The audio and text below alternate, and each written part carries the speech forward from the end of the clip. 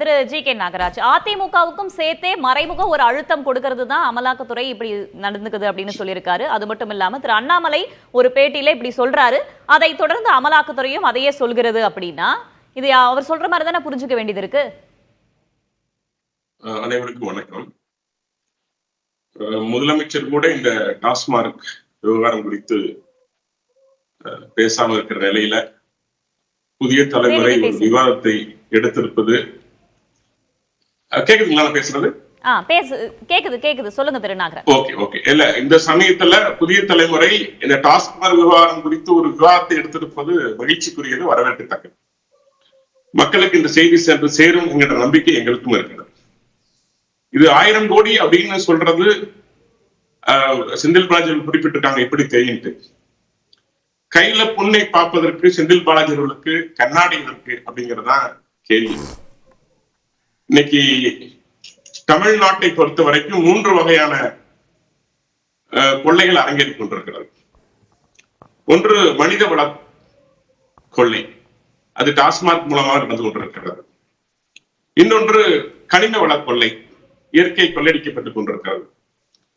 மூன்றாவது அறிவு கொள்ளை, பள்ளிகள் மூலமாக, கல்லூரி மூலமாக, கல்வி மூலமாக கொள்ளையடிக்கப்பட்டுக் கொண்டிருக்கிறது. இந்த மூன்றும் இந்த தமிழகத்தில் மிகச்சிறப்பாக நடந்து கொண்டிருக்கிறது. நம்முடைய அவர்கள் வன்னிய அரசு அவர்கள் பேசினாங்க. சமீபத்துல காந்திய சர்வோதய அமைப்பு ஒரு சர்வே எடுத்தாங்க. நெல்லை ரங்கநாதபுரத்துல 400 தலித் வீடுகள் எடுக்கப்பட்ட ஒரு ஆய்வுல 398 வீடுகள்ல குடிப்பழக்கம் இருக்கிறது, 15 வயது சிறுவன் உட்பட.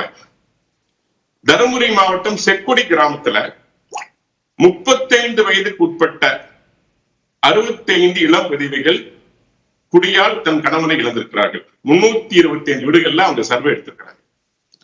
நீங்க கேட்டீங்க, இது சட்டத்துக்குரியதா அல்லது அரசியல் ஆடுன்னு கேட்டீங்க. இரண்டுமே. தமிழ்நாட்டுல ஒரு நல்ல அரசியல் அமைப்பை கொண்டு வர வேண்டும் அப்படிங்கிறது தொடர்ச்சியான மத்திய அரசுடைய நோக்கம். இடி கூலிப்பட அப்படியெல்லாம் வன்னியரசு அவர்கள் பேசினாங்க. அது ஒரு தனி அமைப்பு, தன்னுடைய பணியை தொடர்ச்சியாக செய்து கொண்டிருக்கிறது. அதனுடைய வரலாற்றை சொல்ல போனோம் என்றால் 2005 2022 வரைக்கும் அமலாக்கத்துறை 3086 சோதனைகள் மேற்கொண்டிருக்காங்க.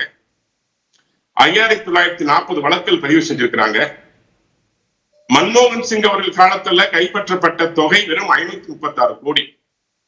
ஆனா நரேந்திர மோடி அவர்கள் ஆட்சி காலத்துல கைப்பற்றப்பட்ட தொகை 1,39,000 கோடி கைப்பற்றிருக்கிறாங்க. இல்ல, அது எங்க செஞ்சிருக்காங்க அப்படின்ற கேள்வியும் இருக்குல்ல. எதிர்க்கட்சிகள் செய்கிறார்கள் அப்படின்றத அவங்களுடைய குற்றச்சாட்டு. அதான், எந்த பாரபட்சமும் இல்லைங்க. யாராக இருந்தாலும் நடக்கும். சட்டம் தன் கடமையை செய்யும். அதுக்கப்புறம் நீங்க சொன்ன மாதிரி நீதிமன்றம் போறோம், நீதிமன்றத்துல அது நடந்து கொண்டிருக்கிறது, அது ஒரு விஷயம். ரெண்டாவது, நான் இங்க வரேன், இந்த டாஸ்மார்க் விவகாரத்தை பொறுத்த வரைக்கும் இந்த 1000 கோடி அப்படிங்கிறது உண்மையிலேயே ஒரு மிக மிக சொற்பமான தொகை.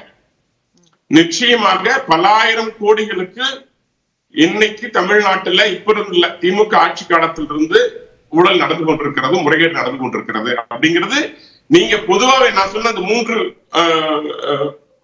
கொள்ளைகள்ல இந்த டாஸ்மார்க் கொள்ளை என்பது மனித வளத்தை அடைப்பதோடு மட்டுமல்ல, இந்த திமுகவினுடைய அரசியல் லாபத்திற்கு வாக்கு வங்கிக்கு ஒரு மிகப்பெரிய உதவிகரமாக இருக்கிறது. அதனாலதான் இது இன்றைக்கு முதல்ல மது என்று பேசப்பட்டது, இன்னைக்கு போதைப் பொருள் என்று பேசப்பட்டு கள்ளச்சாராயமாக மாறப்பட்டு இன்னைக்கு FL1 FL2 என்று எல்லா இடத்திலும் சந்தைப்படுத்தப்பட்டு மிகப்பெரிய தொழிலாக இது மாறிவிட்டது.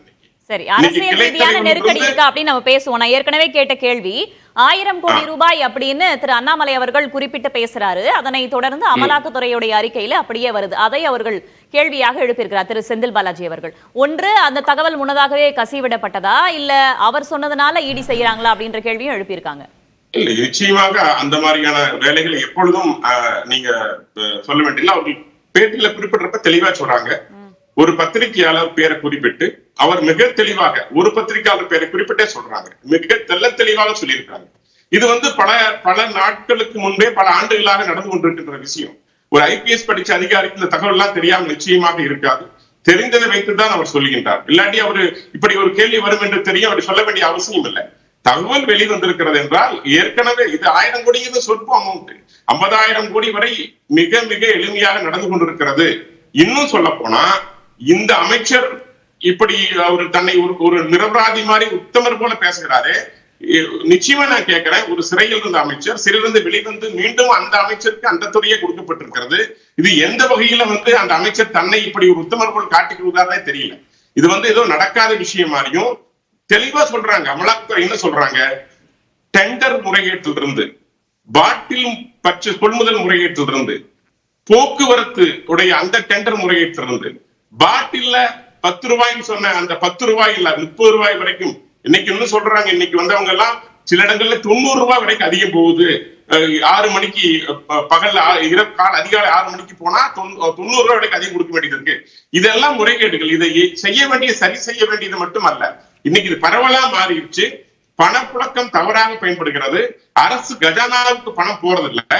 ஏறக்குறைய 1 லட்சம் கோடி தொடர்ந்து இந்த மாநிலம் கடலில் இருந்து கொண்டிருக்கிறது. வருகின்ற பணம் எங்கு செல்கிறது என்றே தெரியவில்லை என்று முன்னாள் நிதியமைச்சரே சொன்னார். 30,000 கோடி ரூபாய் எங்க போகுதுன்னே தெரிய மாட்டேங்குன்னு சொல்றாரு. அப்ப இந்த பணம் முழுமையாக முறைகேடாக சட்டவிரோதமாக பல்வேறு காரியங்களுக்கு பயன்பட்டுக் கொண்டிருக்கிறப்போ அமலாக்கத்துறையுடைய பணி அதை எடுப்பது, அதை ரெய்டு செய்வது, அதை கண்டுபிடிப்பது, வழக்கு பதிவு. அந்த வழக்கு பதிவு பணியை அவர்கள் தெளிவாக செய்து கொண்டிருக்கிறார். இது உங்களுடைய முதற்கட்ட கருத்தா எடுத்துக்கிறேன்.